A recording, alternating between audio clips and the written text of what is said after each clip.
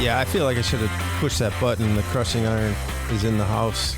Oh man, yeah, that intro is just a nice, solid, like adrenaline espresso shot. I feel like it's good. I passed on the extra cup of coffee, but yeah, it is amazing to be back. It is February 18th, the year 2026. Welcome aboard, everybody. You're listening to the Crushing Iron Podcast, and this is episode 906. It didn't come through. There it is. That just shows us how rusty we are. We couldn't even get the little fake intro in. Yes, I thought when we went live, I thought about being like, hey, it's podcast, 910, and referring to the podcast we did last week and the week before just to play with everyone's mind. Like, yeah, last week we talked about this. Like, wait a minute, I missed it. But no, we're back. It's been a long hiatus. We were at run camp for a week out in the hills of Tennessee, one of our favorite weeks of the year. So we were there for a week. And then, I frankly just forgot to pack the old podcast equipment because I was traveling that whole next week and never even came back home. That one was on me. So we took last week as a little bit of a break, but we're back and excited to be here. But yeah, thanks for your patience. And you know what? It is nice. I mean, I feel like sometimes we should just pretend like we're too busy. And, we get a few little nudges like, hey, man, really missed the podcast, or hey, when's the podcast coming back? It's not, it's nice to be missed, when you're consistent, when you show up pretty much twice a week, if not once a week, and you have every week, for the most part for the last, 8 or something years, sometimes you don't get the opportunity to miss it. So you know what? It feels nice to be missed. And it feels nice for people to be like, hey, man, when's the podcast coming back? And I can't tell if that's just like people are really bored and there's really not much material this time of year for triathletes, but whatever. Nonetheless, it is. It's nice to be missed, and it is really nice to be back. Yeah, it is. It's kind of like, I've been thinking about that a little bit. Sort of like, remember, well, when I had a regular job in corporate America, I had this like non-missed streak going where no sick days. And it was one of these things. It was like a streak, going. And then, but like, it's like this lot of pressure because there's motivation. You don't want to get fired, but then it becomes about the streak. Yep. And then, when you lose a streak, it's easy to go, fuck it. It's like workout streaks, or like people that try and run for 100 straight days or whatever the case. When you you miss a day, you're kind of like, well, streak's over. I guess I'll just screw around for a while. But no, the key is to get back at it. So Here we are. Man, it's funny. It's funny you went that direction because that's like two things. Not that I had like top of mind for today, but I was actually thinking about that when I was driving post run camp. I was like, man, remember thinking about how long it'd be before we podcasted again. I was like, man, remember the days when I'd podcast in the fucking car, or we'd be like side by side. I think I remember doing a podcast in the stairwell at Disney on like a family trip. I was like, yeah, you're showing some dedication, but is it overkill? And you're like, yeah, it's a little overkill. Like, it's not like we've got a Joe Rogan podcast here and you guys are sitting on pins and needles for our podcast to come every. But so it is interesting, right, to see like how your perception of, consistency, right? And like you said, getting back on the horse. But what you're saying about your perfect streak at work, had this exact same conversation with my mom last week because she used to be an administrator at school, and she said, they used to do like the end of the year, you got a perfect attendance award.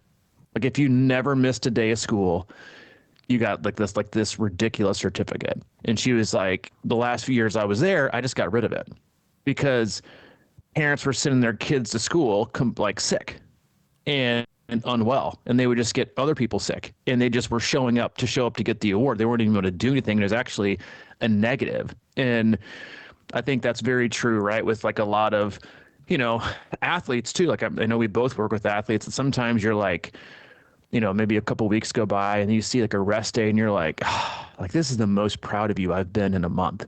It's because they actually like skipped a workout or took a day off. Because again, it's not, the streak is one thing, right? And we've seen this before. I think we've mentioned on a podcast. We both have, worked with athletes and know athletes who have done like the 100 days of running streak.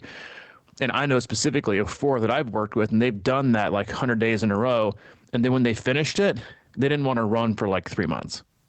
So there wasn't really any benefit of doing it to like get your run fitness back because they just dropped off afterwards. And so it's interesting, Yeah, right? well, Like just, yeah, streaks are great, but it's hard to get back on. And, I think the hardest thing, I think it's actually, it's obviously more sustainable to come in and out. You obviously don't want to do that every day, but, to just not act like there is a streak. The streak is, maybe the streak is just getting back out instead of staying in. Yeah, and I think the interesting part about streaks like that is when I think back to working and how I'd force myself to go into work if I didn't feel good or whatever, I was hungover and all these things. That was all punishment on me, but you know what I mean? Like going at it, and are you doing the streak for yourself or are you doing it for someone else? Sort of like that perfect attendance thing. Is that like because you really want to go to school or you just want to show that, you can, get that award or like go to work because, you got a streak going? And same with the running one. Is it like, are you doing that because you want to run every day or because you want to get, really get better in the long run at running? Or are you doing it just to kind of show people that you're doing 100 streak? You know what I mean? It's sort of like putting it out there as sort of like a look at me thing. Or is it like genuine? I mean, to me, those are the differentiators sometimes between a streak like that is like, are you really doing this just like on your own? Or are you doing it because you like to post every day about 96 days, hundreds? It's like the Ironman countdown thing. Yeah, but like the watch thing and like putting on your watch. Like when you put that on your social media, it's like, I find it insanely stressful. Yeah, I mean, it's like, why are you doing that? I don't know. It's like, I used to do it, but I'm just like, I used to do all that shit. I'm just saying, like at some point I was like, why am I doing that? I'm not doing that for myself. I'm doing it so people know that I'm doing Ironman. Yeah, because it is like, I think it's ultimately like a much more of a stressor, right? Like, like I know we were like, one of the things we want to talk about today, watching, it's like, the Winter Olympics. Like, you think that they on a 4-year cycle, like they get done with they're going to get done with the Olympics this year. They're going to immediately like upload their watch and be like, all right, 1,300 and change days left to the next Olympics. It's like, that's just, it seems like an enormous amount of time. That's just, for an Olympian who has to be the best they can be in every 4 years, much less, we do. So again, like, I think streaks, to me, I think we put like streaks are like, I think are very, very important, but I think what people use as a metric to make the streak is usually misplaced.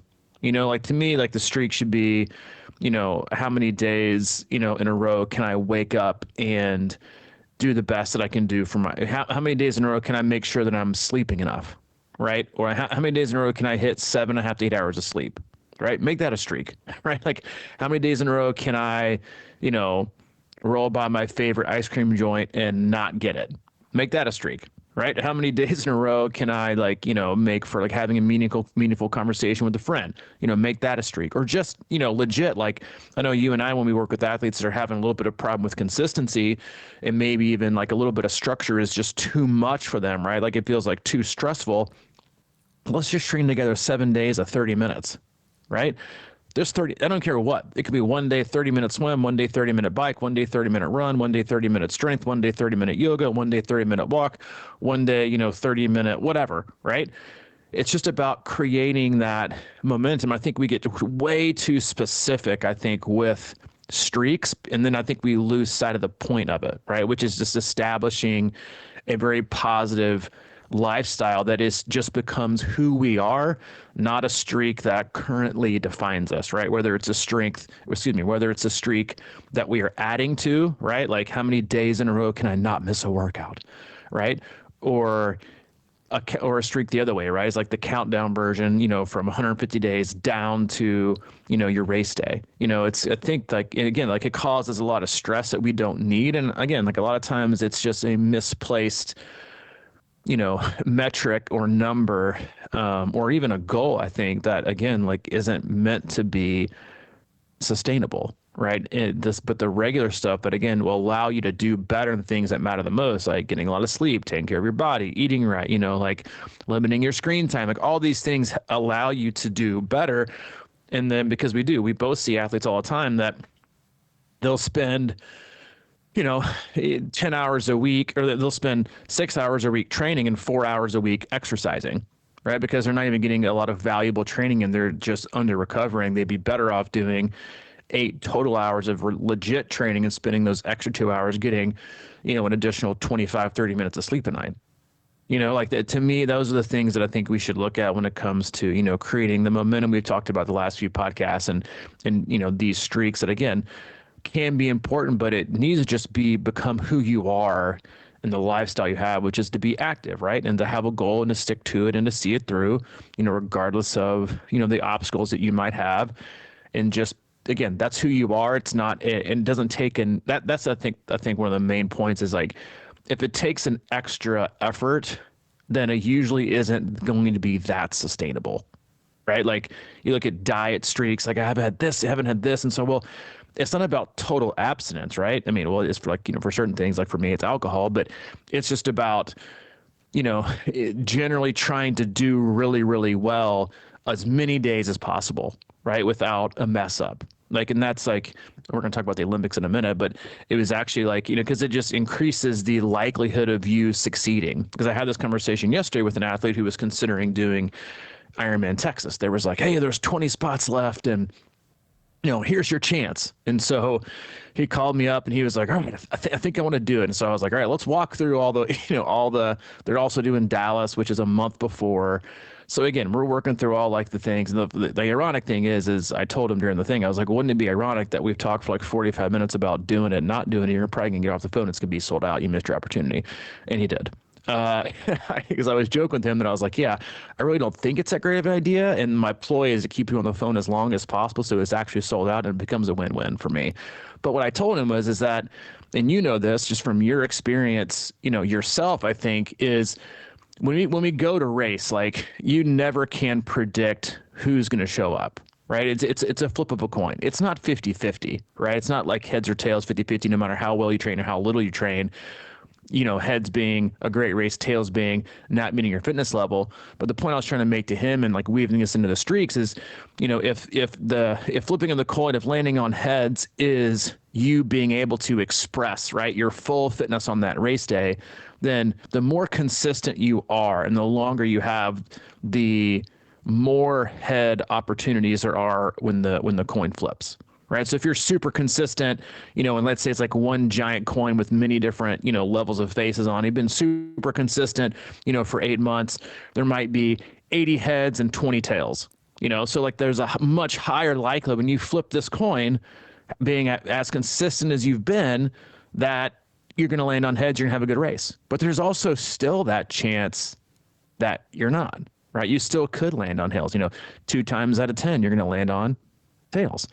And the same goes for if you're really inconsistent, and you haven't put a lot of work in, it might be the opposite. It might be 80, right? 80% tails. It might be 20% heads. So the likelihood of you having a, not a great race is probably there, but still, and you've seen it just as much as I've seen with athletes where they flip the coin, they show up to race day, the tails way outnumber the heads, and somehow they land on a head, right? And they have like the race of their life on like, very limited training and they're just a game. They just show up, right? So it's just about increasing the likelihood, right? It's never perfection one way or the other. It's just about, the things that we do that increase our likelihood for success. And we want to show up on the day that's most important to us.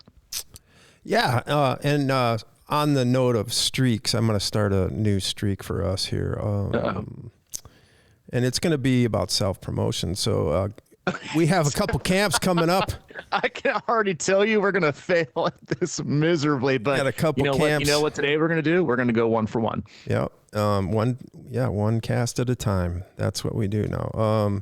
C26triathlon.com is your one-stop shop.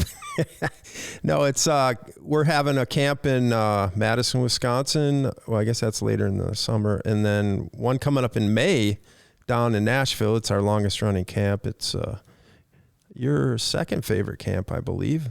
And you'll be there with I'm a total prisoner of the moment with camp, so like I always say they're my favorite. But Nashville, it's just nice to go back. That's in that's late May, so great mid-May, time.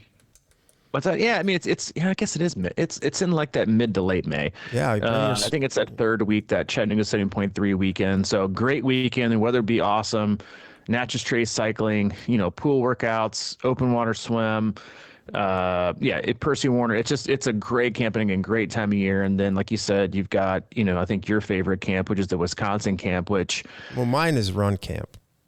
yours is legit. Oh yeah, I know that, right? Because we don't have to go anywhere. You park and don't get back in your car, right? Oh It yeah, is like that's why Nashville's my least favorite. yeah, exactly. It's your least favorite. Run camp, and that is like, if I put those in a separate category, run camp is my favorite because it's a lot less stress. But yeah, then we got the Wisconsin camp in late July, so we got 21 signed up for that. So we got 4 spots left. That's our biggest crew we've had. A great camp, and you've done an amazing job with that camp. It's an awesome one. Great time of year. Great for, training for Wisconsin 9.3 or the full, getting some time on the course, getting a lot of great advice. Or if you're just looking for a good training weekend, like I've got a couple athletes that signed up for it because they're doing overseas races on very hilly technical courses, and they don't live anywhere close to that. So like, the Wisconsin course is perfect. Like, you're not going to get like sustained climbs, right? Which are hard to find anyway here in the U.S. unless you want to go to like Arizona or out to Oregon or Idaho. You're not going to get these long sustained climbs, but it's a lot of technical. It's rolling, it's challenging, and there'd be a ton of people on course. Like I don't know in the U.S. if there's another loop, right, on a race course that's more heavily trafficked than that one. When you think about just how accessible it is. On, like I'm thinking like Florida, like that one isn't very popular. Texas, you can't even ride. A lot of these courses, like Ironman course, you can't even like really legit ride the course, until race day. And so it's a great opportunity, and again, great location. And you know what? Who doesn't need an excuse to go to Madison? I mean, yeah, great time. That's what, last weekend in July, leaking into August. Yeah, we hang out by the lakes, and it's just amazing up there in the summer. It is really nice. So yeah, go to c26triathlon.com, hit the camp tab, and just get it going. Get your act together. What, get your act together? I mean, it's also true. You got to see the course, man. That's true. Yeah, get your act together. And hey, listen, I will say, like, if there's one course that we know, it's that one. There's a lot of them that we know been doing this for such a long time, but we've had about as much success in that course as anybody on every level, from, finishing to podiums to, top overall finisher. So yeah, like Mike said, get it together. Come check it out and enjoy some nice time in Wisconsin with us. But yeah. Yeah, so you've been watching the Olympics a lot, and I really haven't, but I think there's always nice lessons in there. I just... I haven't watched it, but I thought you would probably have some good stuff we could spin off of. I do. And I have some side shoots in mind. It's, a lot of the sports I can't really get into, but I love watching the cross country skiing. I love watching the biathlon. I love watching, we're obviously, we're big into hockey, so watching all the hockey stuff. So like, that's been really interesting. But to me, like, and I feel like obviously, like, we're all prisoners of the moment every 4 years, right? Because it's hard to remember. There's certain stories from 4 years ago, even though we go every 2 with summer, and the winter, basically every 2 years you get some kind of Olympics. But I always feel like, and yeah, you're always going to hear more, right? What's marketed and the newsworthy stories, isn't like the guy that never loses with the perfect lifestyle outside like that. This Norwegian cross country skier, I think he just tied Phelps for the most gold medals ever at any Olympics. But he's like, yes, is what he's doing is incredible, right? He's this good looking Norwegian guy who's like basically like unstoppable at everything cross country skiing. Yeah, you hear about that, but I feel it's been really interesting to watch like some of these aging athletes like that are a lot older than you might think. That are like as old as like 30s, early 40s, winning gold medals. And like a couple of stories that really resonated with me were, one was just this morning, watching Michaela Schifrin was her basically like 12-year journey coming full circle this morning and winning gold medal. Like I think she won her first one in 2014. I think at the age of 18, has had like a ton of like ups and downs, and like the distance between those is just like insanity. Like the amount of time between a gold medal is just wild. And then I remember also, I think one of the more interesting stories that I thought was a great lesson for all athletes, right? Especially triathletes. You know, we do this as a hobby, right? Like we pay to do this. Like, you know, we still can't even explain this to most of our family and friends. Like they still think we do like Tough Mudders combined with marathons, right? They have no idea what we do as triathletes. But one of the best stories that I remember listening to, I think it was maybe 2 days ago, it was downhill skiing. I don't remember the exact sport. I'm sure one of you will very gladly correct me on this, but it was an Italian, which also very cool, like in your home country, winning a gold medal, older athlete, but she like completely destroyed her knee last year. Like ACL, like done. The federation wanted her to rush her back to get ready for World. She was like, I'm not rushing back. They didn't even know she'd be ready for the Olympics, but she was like, I'm not coming back too quick. All I'm doing is going to be patient with this. I'm going to get back and do it. I'm going to take my time. I'm going to rehab. And then when it's time for the Olympics, I'll be ready for the Olympics. Just this one thing. I'll be ready for it. And she goes out and wins back-to-back gold medals. And to me, like not, you know, the gold medal part's great. Obviously, like doing in your home country, right, is amazing. You know, you tend to always see that with the home country. They invest so much money in their athletes, and you have that kind of raised level of, you know, motivation, I'm sure, and performance, you know, in front of your home country and your home crowd delivering. So like Italy's pretty high on the medal count, and right on Norway. But to me, it was. And that's not the only story that I remember hearing of like these athletes that have like, I mean, you see it a ton in cross country skiing, right? With like, you got people like Lindsey Vonn trying to ski downhill at 80 miles an hour with like a broken leg, you know? So like, it's no shock, right, in that individual sport, the Winter Olympics, to see lots of injuries. But to me, it's like, it's the comeback is one, right? But it's also the patience, right? This is Olympics. This is World Championship. This is a once in a lifetime opportunity. And they're being as patient as possible to come back and making sure they don't come back too soon.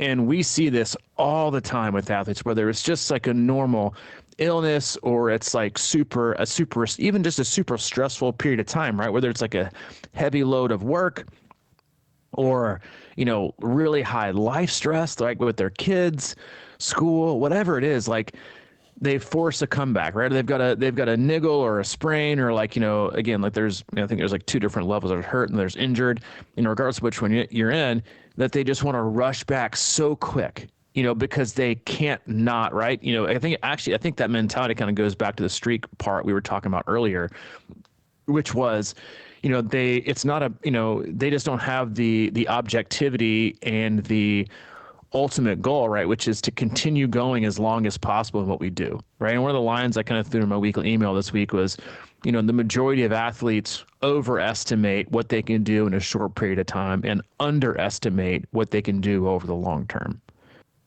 And as coaches, we see this, and especially in this day and age when, you know, you can get whatever you want, do whatever you want, pretty much every day. It's at our fingertips, right? Either phone, virtually. If you want it, you can have it, right? And everything that's promoted and marketed is overnight, right? And today. And here's the shortest way to get this. Or here's, you know, all about, you know, intensity and reducing your hours. It's not about, you know, quantity or volume or consistency. It's all about, you know, sparkly, shiny things. We just want it now. So we assume that we can achieve these great things in a very short period of time. You know, like you're inconsistent from January through May, and then you put 2 months of, you know, good working out together, and you're like, oh, I'm ready for race day. But you forget about the 6 months of where you didn't really do anything.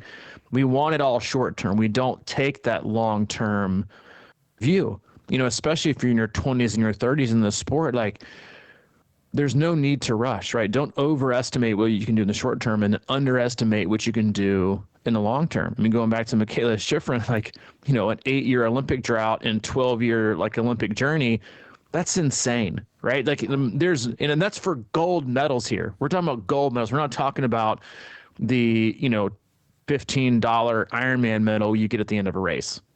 Like, we're talking about a legit gold medal. And like to take that view, that long-term view of understanding a process and overcoming things, and not just like the physical part, but a lot of these athletes have talked a lot about how, especially like in the skiing, how like terrified they are before they go down these hills, and like how much anxiety they have about doing it because they've gotten hurt before, or they've choked before.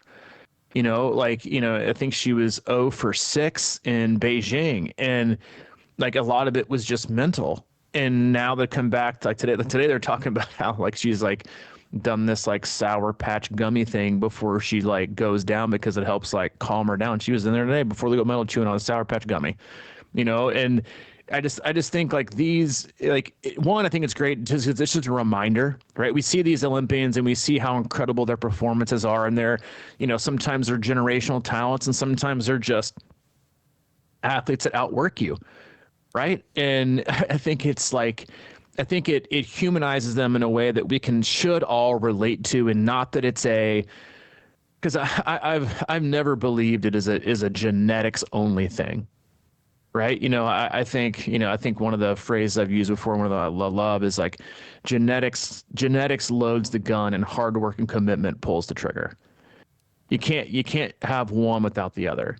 To be really, really good. Like they're just ordinary people. Like the Olympic speed skater, a male, like he was, they showed his workout regime, and it's in his parents' basement. He's doing like box jumps onto his parents' freezer.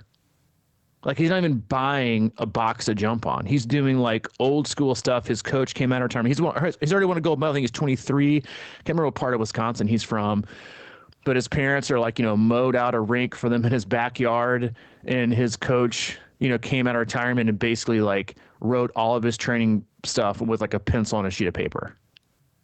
Like to me, like it's a great reminder. As much as I think triathlon can lose itself in the data and the numbers and these, what we think, right, are, these superhuman, ultra gifted, will never be there athletes, right, that we put on this pedestal with all these extra equipment and lactate and recovery items and these, all inclusive resorts they stay to, and the YouTube videos. Like, then you watch the Winter Olympics and they're just, they're hard work and relentlessness, and they're involved in the process, and they got injuries just like the rest of us. They got sickness just like the rest of us. They go through mental struggles like the rest of us. They are us, right? And the same thing applies, for the Summer Olympics. Like they are us. They're just like you and I. They may have like a small bit of, genetics, in a different area, but I have a really, really hard time believing things like a lot of these Winter Olympics, like there's like a snowboarding genetic or a cross country ski genetic, right? I think it's just, you fall in love with the sport and you love it so much and you just want to do it for as long as possible.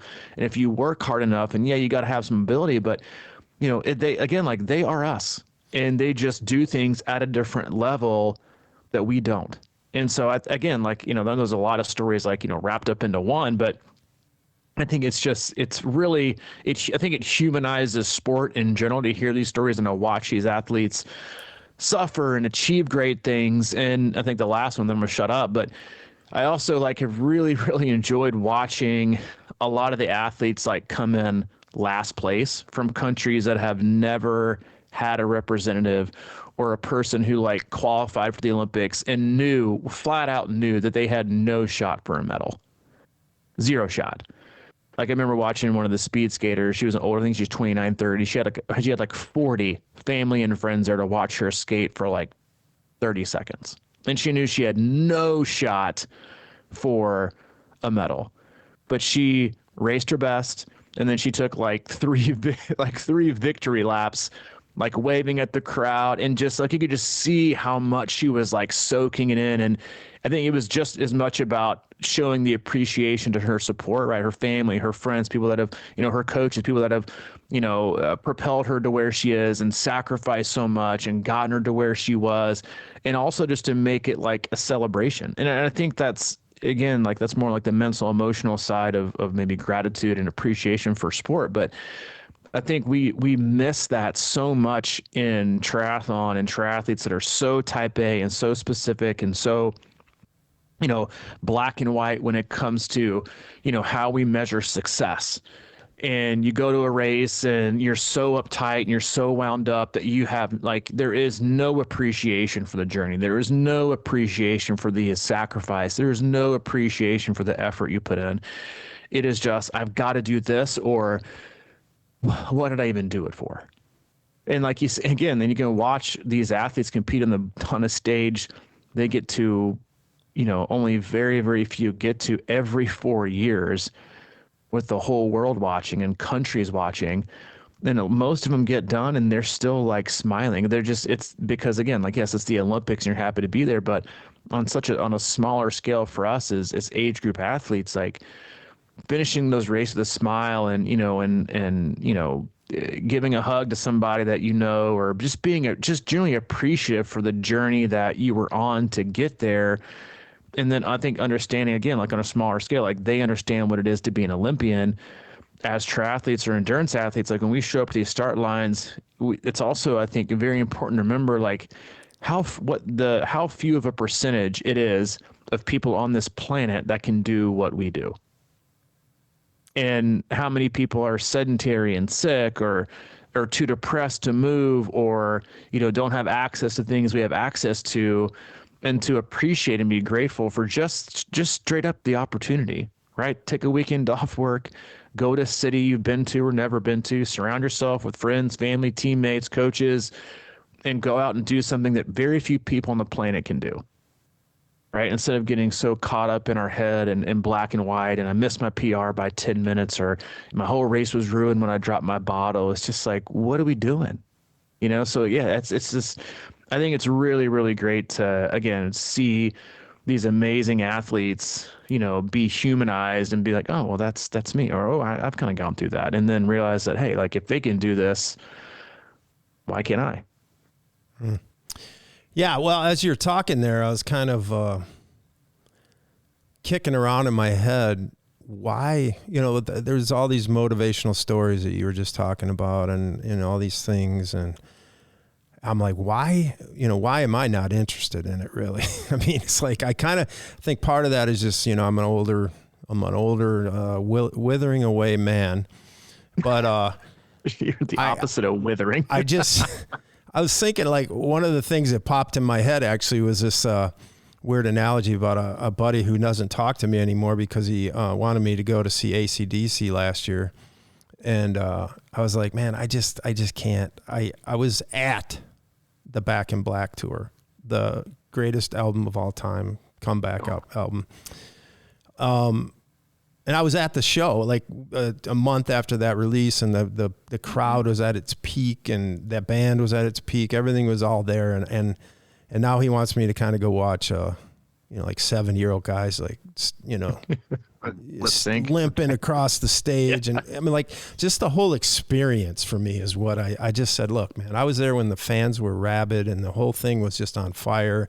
And that's the memory I want of it. And then I also was thinking, because I just watched that, and I don't know if you watched it yet, but the Believe in Miracles or whatever, Miracle, I guess, on Netflix, the documentary. Miracle, yeah, the documentary. Yeah, so I was there, I watched that game, and that was like, I mean, frankly, I don't know, maybe something will top it, but I doubt it with the way things are now with the professionals and the Olympics. And then that always soured me a little bit. But I think the real reason I haven't been watching it is because I'm sort of, I don't know, I guess, you talk about motivation, and there's so many different things out there that kind of motivate us on a surface level or whatever. And, getting rid of social media a couple months ago, and, just kind of getting out of that cycle, because there's motivational shit on there for sure. And of course the Olympics are motivational, but I sometimes wonder if it's like if it's cheap motivation, or it's like cheap dopamine or something like that. And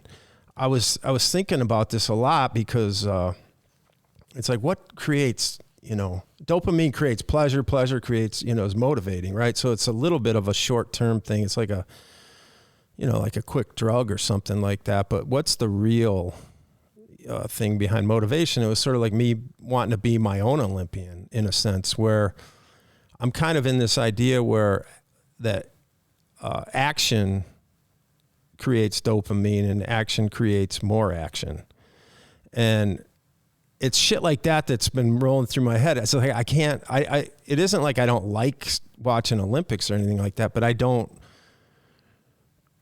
can't justify it or something. So that's kind of where I'm at, because I'm just trying to actually, because it's like you're saying, I think, we watch these people and they have just unbelievable stories, or we watch, things about pro triathletes and things like that. And sometimes in my head, I'm wondering, is this just like a distraction? I mean, like, what do there's certainly something in there to learn or whatever. And it's kind of nice to, fanboy a little bit on stuff, but is it just a distraction from like creating your own Olympian or creating your own best person? Because it does take patience and it takes a lot of work and takes a lot of focus. And every time, I'm just from experience, because I've done this a million times. I've gone down rabbit holes and I've watched a bunch of shit and I'm like, yeah, that is inspiring. And then I go out for one day and do it. And then I'm like, it doesn't really apply to me.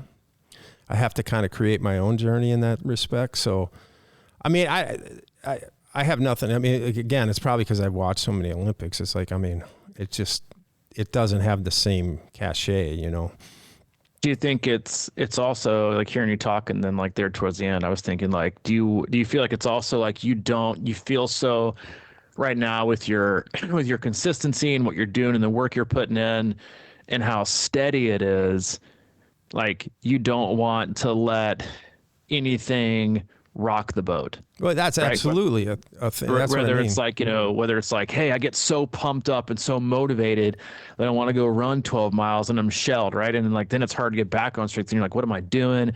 And then you create this false, you're like, see, here you go again. We're doing this. And so it's like, hey, like, yeah, the motivation is cool. But I don't want there to be a dopamine hit or a buzz or a distraction that's gonna knock me off, my ledge, or my I'm like standing up right now and I'm like, I feel very firm. My feet are planted, and I'm like, very steadfast in the direction that I'm going. And whether it's like you said, whether it's, opening up social media and then seeing a new thing and then like going down that rabbit hole, and then like you're shifting your purposeful energy that you had towards this one thing that you really felt rooted in, and then all of a sudden you've completely uprooted it, tossed it, and then now you're trying to redo root somewhere else.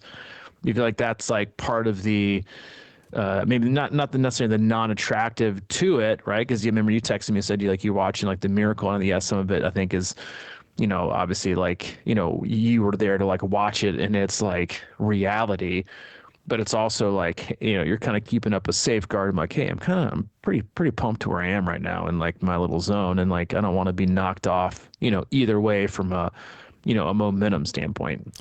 Yeah. I mean, that's exactly it. Cause you think about distraction and like either you think about, certain things as motivation being like tools for motivation or whatever, watching certain things become tools. And I've been thinking about like, this sort of concept that, you don't need 1,000, it's like, all the gadgets and shit like that in the sport. Sometimes, you don't need 1,000 tools, you need 3 tools and 1,000 hours of work. It's like we get so spread out with our objectives when, so it's like I've been really trying to create, I've talked about it, but I think one of the things is the meditation I've been doing, because what it does interestingly for me is it creates a gap in a sense where if I'm sitting in meditation and a thought comes in, I just acknowledge it and then I bring myself back to breath. So like if let's say you're addicted to shopping on Amazon or buying new gear or something like that. Now I go on there and I'm like, and then I can pull myself back in. Or, you can use that with distraction too, or something like, I should go do this or whatever. But no, it's like I'm really trying to focus on like the internal stuff, as in what can I do that's going to move me forward just a little bit today, versus trying to think of it in terms of, because we have it's sort of like, you've talked about it many times, but like the consistent work, back when, I was starting out and you were writing these plans, I remember thinking, boy, it's like I really worked hard today. And then you'd show up with the workout the next day or something, and it would be like real easy. And I'd be like, damn, I needed that or whatever. It was just that I was okay with it. I was really like almost there's another concept if you talk about Zen philosophies or Buddhism, or sort of, it's called the beginner's mind. And it's sort of like coming into every day with like sort of fascination and wanting to learn versus thinking you know everything. And it sort of takes the joy out of things. If like, you're like, so I got a lot of athletes too, that'll be, I want to do more. I want to go harder. And I'm like, dude, we've got like 30 months. Let's just get consistent for, or whatever. Or like you'd always say, consistency wins. It's better if you do, every day and just nail what's on the schedule versus missing 3 days and trying to make it all up on the weekend with longer things. I think frequency, trumps volume every day. Yeah. I mean, and I think that's like, when you look at, I kind of taking what you said about not being like knocked off, you're what you feel like is a very good, sturdy position to be in, like heading, it might not be heading 100 miles in this, in one direction. It might be heading, 15 or 20 miles in one direction, but the compass is only reading north, right? Instead of what a lot of athletes do is they'll do 100 miles an hour north, 20 miles an hour west, 5 miles an hour east, another 10 miles an hour backwards south. And they're like because they're all over the place. And then you look up and you're like, oh, but I was going so fast, but I was going so far. And you look over to you that's just been going 20 miles an hour north and you're light years ahead. Right. And I think that's like, again, one of them also like a super impressive thing about, so many of these Olympians is just how they've stuck with the sport for so long. They have this sport and they love and they do it. And again, to go 12 years, right, between, from like a first Olympics to the 12 years. Yeah, we don't see behind the curtain, man. We just see right. Yeah, it's just like, so you think about, you don't see them picking up basketball or football or something else, it's just like they're in it. And so again, like same thing with athletes, like, we get so distracted so easily with, oh, I saw someone else do this, or I was in the, Ironman Maryland Facebook group and somebody did a 60 mile bike ride and a 10 mile, brick run. I think we should do that. And you're like, no, we shouldn't do that. Like that's a absolutely horrendous idea. It's just staying steady in that, in that one direction, and being, like we just talk about with our swimmers, it's like, hey, you want to get faster, but if you can't swim straight, we're just going to get faster and further in the wrong direction. So you're actually going to get slower, right? You're better off not even trying to increase speed, but just making sure you swim straight. And then you actually will immediately be faster because you're covering less ground because you're going straight. And it's like little things like that I think go such a long way when it comes to, propelling ourselves consistently forward, in the right direction, and not expecting it to happen overnight, and not being, so,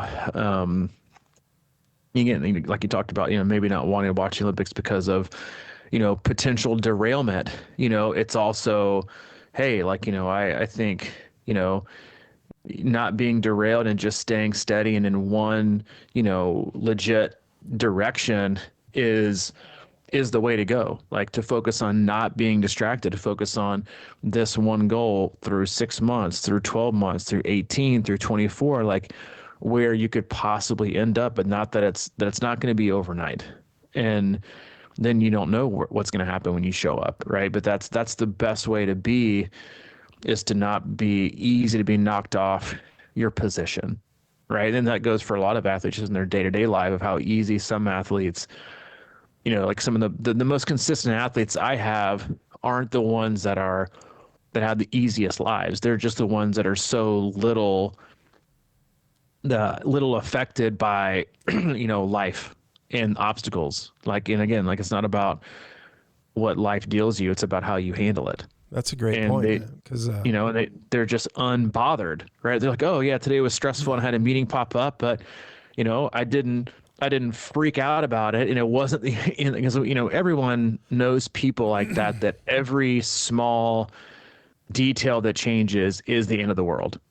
You know, it's this just, ugh, I can't believe this happened. And you're like, whoa, like this isn't really that big of a deal. Like we can still stay, you know, steadfast and get things done. So yeah, the consistent people that I work with, like they aren't the ones that don't have shit going on. I mean, I told to a couple people yesterday alone, like on Monday, I was like, I just gotta tell you, like I'm still amazed after all these years how you find a way. And like to just get it, to always get it done. And one respondent was like, we just get shit done. And they're just the ones that are, yeah, like they have plenty of stress. They have plenty of obstacles. They've got plenty of things thrown at them that will, you know, knock normal people off there. But it's, you know, it's training and habits and routine and momentum that help keep them grounded. And the longer longer you're grounded in, you know, the direction you want to go, the further your roots get down, the harder it is to knock you off. Yeah. Yeah, I mean, I think back to when you were saying that, I was like, some of my best, most consistent training was when I wasn't, as much as I hated the news business, as when I was working in corporate, because I was sort of I wasn't available to have distractions as much. It was just sort of something that became, you know, first of all, I was doing my first Ironman and I was scared shitless of it. So I didn't want to, I had no idea. And I was just seemed like, you know, the biggest hurdle I ever climbed, and I wanted to, you know, just keep solid with it as much as possible, but I was squeezing, you know, things into tight windows, but it became something I did. It was just part of me at that time. I've gone in and out of those things a lot. You know, I usually get into that groove usually during the May, you know, through the summer pretty much. It just becomes a part of me. It's something I do. I don't think about it. I just do it. You know, it's one of those things where I think we can really overthink and talk ourselves out of so much, you know, and that's why, and it's nothing against the Olympics and TV and everything. I've pretty much whittled my TV viewing down to the Badger hoops and occasional Friends rerun. But it's like, I do go on YouTube occasionally, but I just, because it takes me off playing, like you're saying, it's like, if I have two choices, one is to get on the treadmill or get on the bike or whatever. And then but I also have like, I could watch the Olympics. Like, I don't even want that to be part of my thought process anymore. It's just what I do, you know, and again, I'm not like some expert on it because I'm not good at it all the time, but I know when it's going well. I just put the shoes on. You know, we talk about it all the time, the hardest part's putting the shoes on, but when you put them on, something happens. It's like, with me lately, you know, I've been just, because I truly, and you've even brought about, is the weather good enough to run? I was like, yeah, it is kind of some days, but for me, I've been doing the treadmill just because it helps me eliminate, you know, potential excuses right now. So I'm just trying to find a rhythm, and so I'm trying to do something that works for me. It's easy, but like, and I also get on that treadmill every morning or whatever I get on it is like with this idea that I'm going to walk. And I walk like a minute or two, and then I'm like, okay, I'm in now. I can start jogging. I can start running. And it's really weird. I kind of aim low kind of thing. We've had a podcast called Aim Low. And that way it's just like amazing. Almost within a minute, I'm like, oh, my legs are okay. You know, I can do a little running. So it's like that, man. And it's just, the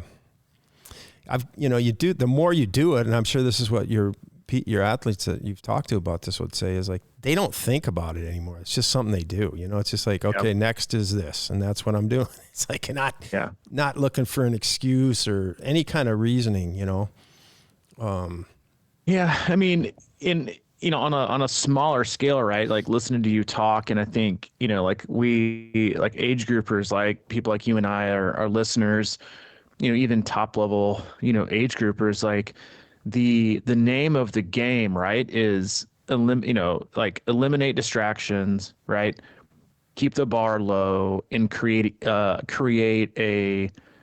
many opportunities for success, right? And like that's the name of, that's 80% of the game right there, right? Eliminating distractions. So like negative people in your life, or things like, or social media, or Facebook groups, or podcasts, or whatever it is, like that take energy away from the one direction that you want to be in, right? And then, the other thing is like keeping things, very, very simple. And like for your walking, right? It's like, all you're just going to do is walk. You're like, for anybody can do that, and the next thing you know, you're running. So it's like, allowing maximum opportunities for success. And a lot of people might think, oh, that's just, I got to be pushed. I got to be, like I want like the hardest workouts. I'm like, well, those are really only good like once or twice a week. And for them to be any good, you have to have consistency in a good solid foundation to handle them. And you also can't do them every day, right? It's no different, right, than when we talk to athletes and they say, yeah, I'm sorry, I just don't have any motivation right now. And you're like, well, if I look back through your training peaks for the last week, and all the things you told me that are going on in your life, I'm not shocked you don't have any motivation. I'm not sure I'd have motivation, right? Sometimes I tell them like, I like almost cringe before I open up your training peaks to read what went on this week, because it's just so hard. And it's no surprise, you have to have energy to be motivated. And I think that's like, again, one of those things I think we overlook often, and like on a higher scale, right, with Olympians and professionals, like they have all, like the reason I think that they're able to be so successful, again, not is because of genetics, but because they've got all these people around them that handle everything else for them. Somebody makes their bottles, somebody makes their fuel, somebody's cooking their food, right? Somebody's planning their day, somebody's giving them their workouts, somebody's handing them bottles, somebody's driving them to and fro, somebody's putting their bike together. Like, all they gotta do is fucking show up and swim and ride and run. That's it. Lay around, take a nap, post a few things on socials with sponsors. Like, and you wonder why they're able to train at such a high volume, right? Very, very few of them. Yeah, there are some that are married, and there are very, very, very few that have kids. But like, you look at the top level ones, and they're like, maybe have a girlfriend or boyfriend. Definitely don't. Most of them, if not all, like, they're not married. They don't have kids. They get all the support. They live like they all those things are like every day is set up for success, right? All the distractions are completely eliminated or limited, right? And there's a path for success that makes it attainable.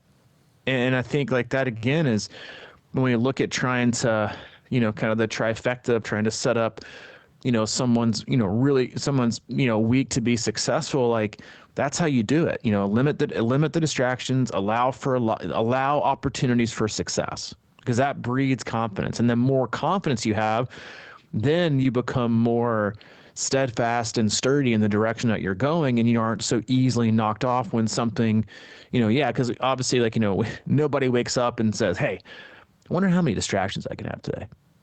Like, I wonder how many things I can do that. I mean, the simplest way to say it is like, how many people listening to this right now have picked up their phone to look at the weather for the day, and they pick up their phone, they have a notification from somebody else that is a topic that brings them something, say, oh, maybe look that up. Next thing you know, you're 15 minutes into a rabbit hole on your phone, and you put it down, you're like, oh, fuck, I didn't even check the weather.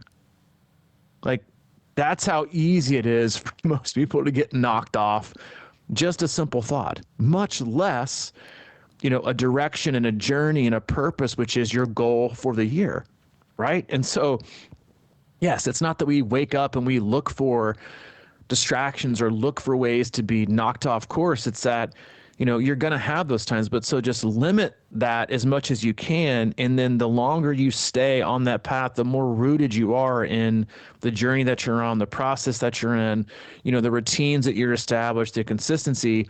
Well, then when things pop up and these distractions come, like it's a lot harder to knock you off. You just kind of take it, right? Like it's a, we always talk about, body shots and uppercuts. Like we always talk, like the Wisconsin course is just like body shot after body shot. Well, for a lot of people, when like if you're easily distracted and easily, moved, and you're like easily stressed, and like everything that comes at you is a fucking uppercut, knocks you down, and then life is like, let me give you the 10 count. Let me see if you can get up. But then the more you train, the more resilient you become. What used to be an uppercut's now a body shot, right? And you're like, oh, that wasn't that bad. It didn't feel good, but it didn't knock me down. I'm still here.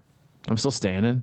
And then the more body shots you take and the better you get, the more adaptable you become, the better you set up your life. Well, next time, life takes a swing at you, juking and jiving.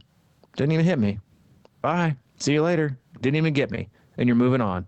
And yeah, sometimes you're going to get hit in the back, when you're not looking, but that's how you have to think about, like, again, setting yourself up for success and what that looks like. Because so many times we athletes start and end that with the beginning and the end of the workout. That is how they measure success, and how they're not what led me to the workout, right? The mental aspect of being ready and being prepared for it. And I think that is just like a very underappreciated part of being successful and allowed being successful is like, again, clearing the path, clear that path, be success. And then at least, again, it's not going to guarantee anything, but it's going to increase the likelihood of you being successful. Again, it might just be successful at race, but it'll definitely be more successful in your day-to-day training, which again, that all that adds up, and it might not add up to the immediate, benefit or perk that is race day, but it'll add up over time. And then again, just like compounding interest, right? You're making deposits, it's, the more you get distracted, like the 20, 25, 30-year-old, tech bro that puts it in and takes it out, and puts it in and takes it out, and puts it in and takes it out. And every time you take it out, you got a penalty, you got to pay the price, you got to, pay taxes, and you put it back in. Like you're not gaining, you're losing more. You just leave it in, compound that interest, and, when the day comes, take a withdrawal and see what happens. Yeah. Yeah. One last, I think, on a great place to start with cutting down distractions, and take it from somebody who worked in the business for 15 years, stop watching news. And because, there's a reason everything on TV is called programming, and news is like one of the most vicious culprits of that. It programs, thoughts and things like that. So I would say either stop watching it or figure out a way at the very least to be detached when you watch this, when you watch anything really, because it is programming, and it's like, I don't know. I've always kind of known this and thought this and stuff like that. And I'm finally starting to understand that there's a message behind everything. And I think it's important to be kind of like your own person and detached from that as much as possible, even when you do watch it. And right. And that goes to interviews or podcasts like this, or whatever. It's like there's, you got to kind of be your own person. Like I was saying, be your own Olympian, and do what's right for you, and stay on, like you said, what was it? Keep going north or whatever, whatever your north is. Yeah, exactly. Whatever your north is, I love that about the programming too. It's like, whatever your north is, whether it's just being healthier, being happier, racing better, or, tackling a different distance, or setting up whatever your north is, only, secure and collect things that are going to help propel you in that specific direction. Yeah. Because anything that you're doing that's going to, veer you off course or not point you in that direction, even if it's just a little bit off, you're not going to get as far as you want to go. And that could be fueling, that could be day-to-day eating, that could be self-sabotage, that could be self-talk, that could be the people you surround yourself with, staying up, like all these different things. If they take away from your north, it doesn't matter how fast you're going. Doesn't matter how hard you're working. It doesn't matter the amount of hours, the amount of intensity you get in each week. Because if, again, like if you're going 100 miles an hour, but only 70 of it is going in the right direction, then not only are you off course, but just how much energy are you wasting? You're better off going 65, 70 miles an hour and like feeling more rested and not being knocked off course. So whatever your north is, right, it's probably not a gold medal. It's probably some kind of a race, this year is, When in doubt, ask yourself, is what I'm doing going to propel me towards that direction? Am I securing and, gaining, tools in my bag and life or skills, whatever it is, right, that are going to propel me that direction? Or is this simply veering me off course, right? Whether it's energy, whether it's direction, whether it's, not positive self-talk or, negative people, like whatever it is, like eliminate those things. And again, like I think you'd be surprised, one, at how far you can get, but also like probably how much easier it is to get there when that's a singular direction. Again, it doesn't always have to be fast. You can put the brakes on. You can set it in park for a day or two, right? You can be in neutral and coast, but it's going in the right direction that matters most. Because, yeah, sometimes you got to park the car. Sometimes you got to go in neutral. But, other times just, set it on cruise. If you're me, 84. If you're Mike, 63. Yep. And head in the right direction. Yeah. Well, if you want more of our bro wisdom, come join us at a camp. Bro wisdom. God bless. More of the bro wisdom, man. If anybody ever gives us that kind of review, I'm done. I'm done. Man, this podcast delivers so many great insights and bro wisdom, period. Like that. I don't know that I can do that. Yeah, I can't. But anyway, no, we love you guys. We appreciate you. Again, it's great to be back. Hope you guys are doing well. Hope you guys having an awesome week.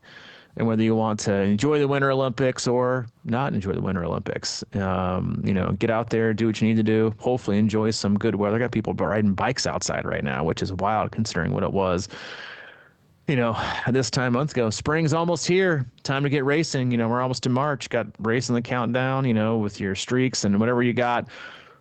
Enjoy. And as always, like Mike said, go to our website, c26triathlon.com. It is the one-stop shop that we have for coaching, camps, and community. Check out that camp tab. Come join us. Be a part of the community. Get some great workouts in and in great locations. If you're looking for coaching, click on the coach tab. Pick out what coach you think is right for you. If you don't know, we can help pair you with that with a short little questionnaire. I think all the coaches on that currently have availability. So check them out. And yeah, we appreciate you guys, and it's great to be back. All right, man. Well, we'll catch you next week. Yeah. We're easing back in. We're easing back into it, baby. We're easing back in. No need to go full threshold out of the gate, man. We got to test and see where we're at. All right, man. All right, man. See you, dude. See you.